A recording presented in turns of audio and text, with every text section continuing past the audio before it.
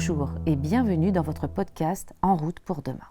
À travers ce podcast, le groupe Alpetis propose une série d'épisodes pour partager avec vous son aventure à la Convention des entreprises pour le climat. Persuadé qu'à plusieurs, on serait plus fort pour comprendre l'étendue de ce sujet et se mettre en route, le groupe Alpetis a candidaté pour participer à la Convention 2023 des entreprises pour le climat aux côtés de 140 dirigeants et Planet Champions du bassin lyonnais. La CEC est une association d'intérêt général qui organise un parcours apprenant sur une année pour accompagner les entreprises à repenser leur modèle d'affaires dans le cadre des limites planétaires. Après une session 3 orientée sur le thème du vivant, ou comment les entreprises peuvent contribuer à leur niveau à générer des impacts positifs sur leur écosystème, cette session 4 nous invite à réfléchir à ce qui compte vraiment. Comment créer de la valeur environnementale et sociale? Comment réinventer sa performance et la mesurer? Démarrons par une citation d'Albert Einstein. « Ce qui compte ne peut pas toujours être compté, et ce qui peut être compté ne compte pas forcément. » Nous sommes désormais à la moitié du parcours. Viser le cap de l'entreprise régénérative, c'est-à-dire une entreprise qui génère des impacts positifs sur l'environnement et la société, est une sacrée aventure. Exigeante, challengeante, déroutante, mais tellement pleine d'espoir. Écoutons François Gémen, politologue, chercheur et membre du GIEC, nous faire part de sa vision sur notre société et sa capacité à se mettre en route.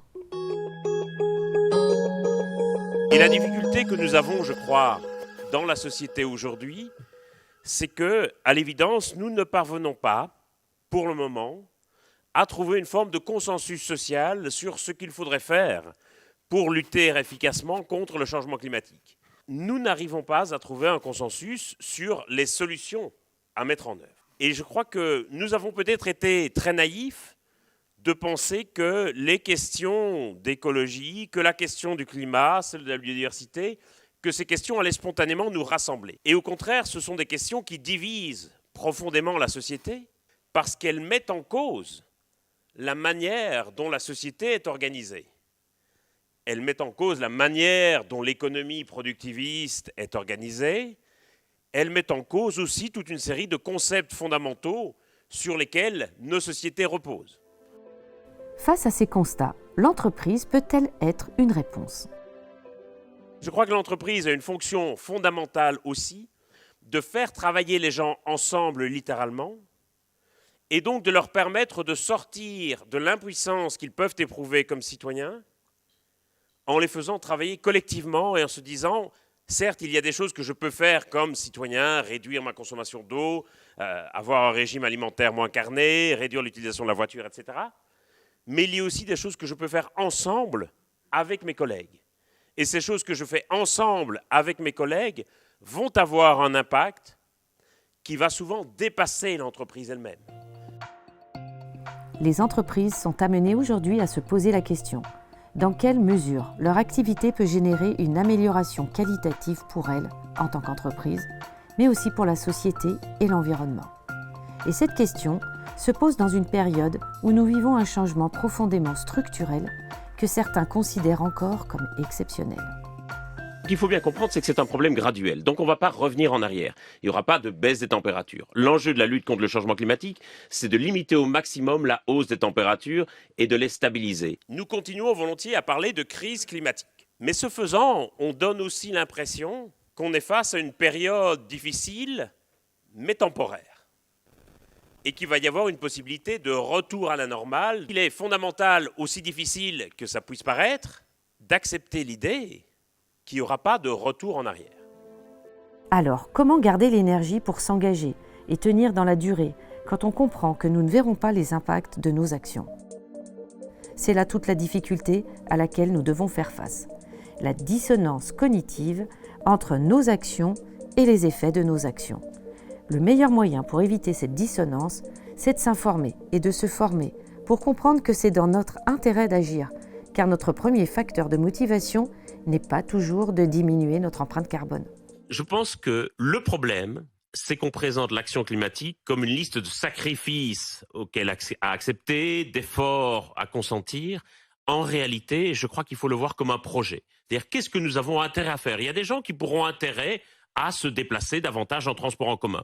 Il y a des gens qui pourront avoir intérêt à rénover leur logement. Et si on montre à quel point nous pouvons avoir intérêt à ce projet, je pense que nous y arriverons ensemble. Si on le présente comme des efforts à réaliser, comme des sacrifices à consentir, on n'y arrivera jamais. On a parfois l'impression qu'on est les seuls à agir et que les autres ne font rien.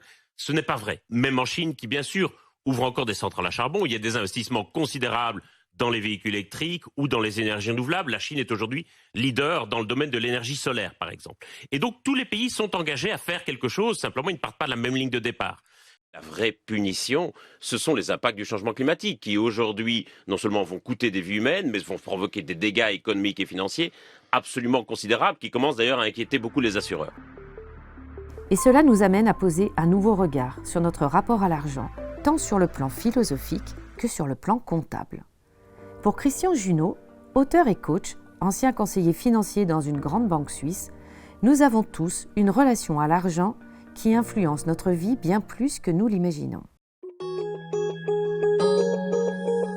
Je pense que le rapport à l'argent des uns et des autres est une des causes de l'état du monde aujourd'hui. Il y a beaucoup de peur avec l'argent. On a des comportements qui sont plutôt tournés sur nous. C'est-à-dire que moi-même qui avais peur de manquer, quand j'ai peur de manquer, qu'est-ce que je faisais? Je m'occupais de ma peur en disant je vais acheter le meilleur marché. Le meilleur marché, souvent, ça se produit à l'autre bout du monde. J'ai rien contre l'autre bout du monde, on ne sait pas de quelle manière ça se produit. Et ça crée beaucoup de transport pour arriver jusqu'à nous. Et à un moment donné, on va acheter plutôt de la qualité basse, plutôt de la bonne qualité, puis on va devoir racheter peut-être encore et encore parce que ça ne tient pas très longtemps. Donc vous voyez, ça peut avoir des incidences également. On en veut plus et je pourrais donner encore plein d'exemples. Et puis dans la course à l'avoir, on veut le dernier iPhone, le dernier ci, le dernier ça. Voilà, il y a beaucoup de choses qui se passent comme ça dans notre société, qui est devenue cette société de consommation. Moi, j'appelle souvent une société de compensation. Je vois à quel point ça peut vite être une compensation de notre mal-être de vouloir consommer, même quand ce n'est pas vraiment utile. Quand on pense juste à soi et à son intérêt, quelque part, on est déconnecté de l'extérieur. Alors, comment allier les enjeux de justice sociale aux enjeux environnementaux pour orienter l'économie en faveur d'un développement durable et juste? L'économiste Kate Raworth a ouvert une voie en imaginant un modèle inspirant sous la forme d'un donut. Cette forme ronde, bien reconnaissable, positionne un plafond dit écologique, c'est-à-dire les limites planétaires à ne pas dépasser, et un plancher dit social, correspondant aux droits humains et aux besoins essentiels de chaque personne. Entre ce plafond et ce plancher se trouve un espace sûr et juste pour l'humanité, dans lequel peut prospérer une économie inclusive et durable. Ce donut pourrait ainsi être la nouvelle boussole de l'économie, permettant de répondre aux besoins des personnes, dans la limite de ce que la planète peut offrir, et viser une post-croissance durable. Je vous propose d'écouter Geneviève Ferron-Creuset, conseil en stratégie et développement durable, cofondatrice du cabinet Profil. La post-croissance, ça serait, cette théorie du donut, ça serait quelque chose qui serait de tenir ensemble les limites planétaires et les fondamentaux sociaux. Et donc ça revient à dire vivre dans un espace, vivre, travailler, produire, consommer, dans un espace qui est écologiquement sûr pour l'humanité et socialement juste. Ça peut être un imaginaire qui peut être particulièrement fertile pour nos économies. Il nous faut inventer des mots neufs pour dire le monde qui vient, dans le monde dans lequel les générations futures vont vivre et vont devoir construire leur propre vie. Je ne dis pas qu'il faut tourner le dos au progrès, absolument pas. Il nous faut absolument réinventer de nouvelles figures du progrès dans le respect de ses limites, de ses fondamentaux sociaux et surtout consolider nos communs. Il faut que nous rendions notre planète habitable, il faut que nous soyons hospitaliers les uns avec les autres et il faut que nous maintenions une économie prospère. Comment les entreprises peuvent-elles contribuer au bien commun? Geneviève Ferron-Creuset nous invite à réinterroger notre insatiable soif de croissance pour la réorienter au profit du bien commun. Quel est le devenir des entreprises dont l'activité n'est pas soutenable, justement, précisément au regard de ses limites planétaires ou de tout simplement ces sujets sociaux et sociétaux? La question est comment est-ce qu'on réadapte et on adapte son modèle économique, mais vraiment le modèle économique. Donc il ne s'agit pas de faire du damage control ou de donner des gages, mais c'est réellement d'ouvrir le capot et de se poser la question de dire, dans une perspective de soutenabilité forte, qu'est-ce que je fais, qu'est-ce que je change, qu'est-ce que je garde. Cela questionne donc les modèles de gouvernance des entreprises et leur capacité à être des leviers de transformation. Mais alors la gouvernance, c'est quoi au juste ?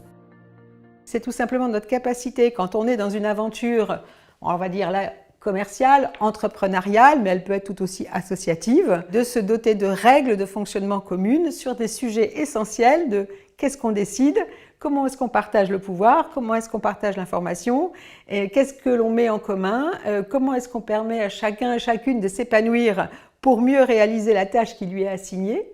Et donc, on voit bien que tout ça n'est pas uniquement et strictement une affaire de process. Alors, comment on fait ?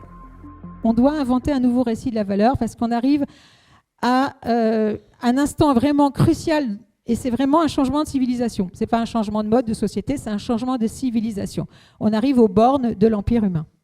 Et donc, la question n'est pas tant d'être responsable, mais c'est la question d'être responsable et utile. Parce qu'on peut être responsable sans être utile. On peut être utile sans être responsable.